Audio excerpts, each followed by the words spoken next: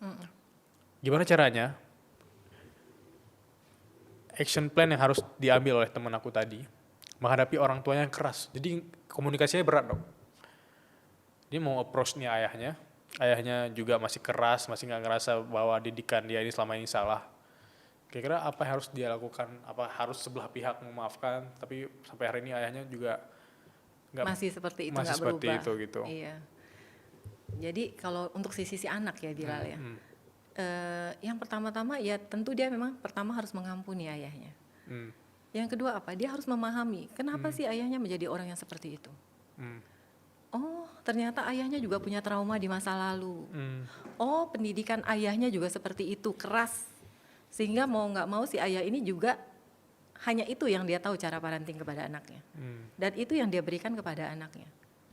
Nah, kalau si anak ini lebih memahami hal itu, tentu si anak akan mudah lebih mengampuni dengan ikhlas. Hmm.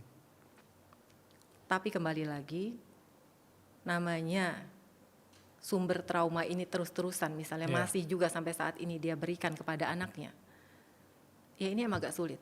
Sebaiknya si anak ini emang menghindari si penyebab trauma. Karena mungkin suatu saat dia bisa mengampuni, dia bisa mengerti tentang papanya. Tapi besok dia ketemu lagi papanya begitu. Iya. Tetaplah sebagai manusia saat kita diberikan ucapan yang kasar, menyakitkan, pasti kita sebagai manusia tetap ada rasa sakit.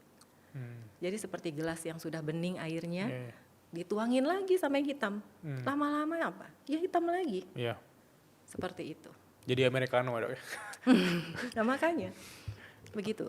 Jadi sebenarnya kalau mau, orang tuanya ini sebenarnya yang diberikan pemahaman. Diberikan pemahaman bagaimana dia memahami bahwa apa yang sudah dia lakukan, apa yang dia ucapkan itu melukai loh buat anak. Efeknya itu jangka panjang loh. Seperti itu.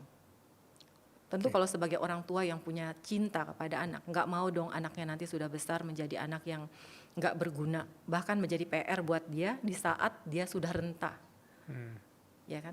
Kalau memang dia punya kesadaran itu, harusnya dia mau membereskan itu. Orang tuanya harusnya minta maaf sama anaknya. Ya.